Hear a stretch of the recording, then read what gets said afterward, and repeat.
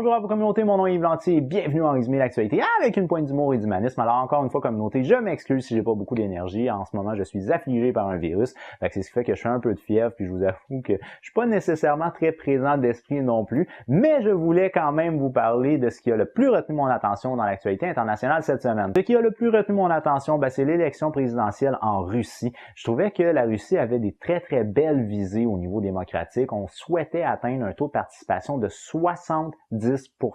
Alors ça, pour les démocraties, c'est immense 70%. Généralement, je vous dirais qu'une élection doit tourner aux alentours de 50-60% de participation. Fait que franchement, c'était une très belle visée de la part de la Russie de vouloir atteindre le 70% et on a passé un cheveu de l'atteindre alors qu'on a atteint 67,4% de taux de participation avec un appui populaire de 76% au président sortant Vladimir Poutine. Alors, c'est ce qui fait que Vladimir Poutine a été réélu et ce, au premier tour de la présidentielle. Fait que pour tout ça, je pense que c'est une très grande réussite pour Vladimir Poutine. Jusqu'à temps qu'on tombe dans les détails.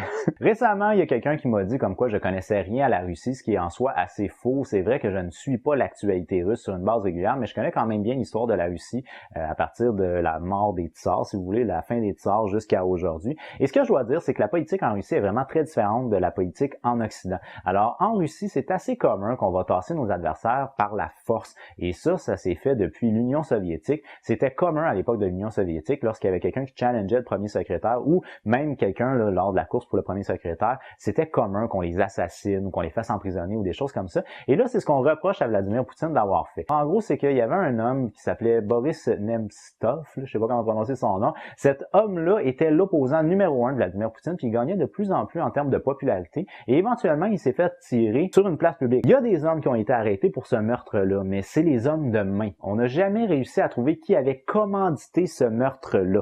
Et c'est ce que l'opposant actuel numéro 1 à Vladimir Poutine, Alexei Navalny, reproche à toute l'institution russe. Cet homme-là, M. Navalny, a décidé donc d'envoyer un total de 33 000 observateurs dans différents bureaux de vote un peu partout en Russie pour voir qu'il n'y ait pas d'irrégularité au niveau du mode au niveau du vote finalement pendant la campagne présidentielle. Et ce que lui a observé, c'est qu'il y en a eu un paquet. M. Navalny avait été empêché de se présenter à la présidentielle sous prétexte de fraude fiscale et ça, selon des observateurs internationaux, c'était un peu louche comme genre d'accusation. Maintenant, M. Navalny était peut-être le seul qui pouvait challenger Vladimir Poutine au niveau de la présidentielle, puis surtout, qui pouvait le challenger pour aller au minimum à un second tour sans nécessairement le challenger directement pour la présidentielle. Et vu qu'il a été tassé par le collège électoral en disant comme quoi il pouvait pas se présenter à cause de fraude fiscale, c'est ce qui fait que M. Navalny n'a pas pu se présenter et que Vladimir Poutine avait juste pas vraiment d'opposant tangible. Alors là, ce qu'on a pu voir dans les différents bureaux de vote, en fait, ce qu'on a vu, c'est des séquences vidéo sur Twitter qui ont été publiées par M. Navalny et ses différents observateurs qui avaient envoyé un petit peu partout.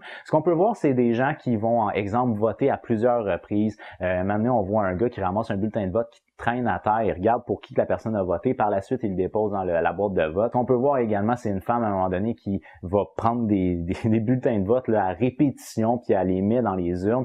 Fait que bref, on a vu beaucoup de choses qui sont vraiment très suspectes. Mais là, il y a des bureaux de vote qui ont été comme cancellés, si vous voulez. C'est-à-dire que on a considéré que les votes là-bas étaient pas considérables vu qu'il y avait eu des choses vraiment très irrégulières qui ont été faites. À grande vue, je vous dirais qu'il y a beaucoup de malversion là au niveau de cette présidentielle-là. Également, on avait vu une urne dans laquelle qui était pas ouverte là, et dans laquelle tous les bulletins de vote étaient pliés de la même manière. Maintenant, les bulletins de vote, ça peut pas être une tierce personne qui les dépose, ça doit toujours être la personne même qui a voté qui dépose son bulletin de vote dans la boîte. Fait que c'est impossible que toutes les personnes dans la journée aient plié exactement de la même manière leur bulletin de vote, alors que sur la photo, ce qu'on voit, c'est que tous les bulletins de vote sont pliés de la même manière. Alors comme noté, oui, Vladimir Poutine a bel et bien remporté la présidentielle en Russie, puis c'est lui qui va être le chef encore pour quelques années, jusqu'à la fin de son deuxième mandat. C'est lui qui va être le chef de la Russie, mais disons qu'il devient le chef dans la controverse, et ça, c'est assez typique. Il y a beaucoup de gens qui vont appuyer Vladimir Poutine sous le prétexte que c'est un homme qui est un fervent travailleur, c'est quelqu'un qui se donne beaucoup,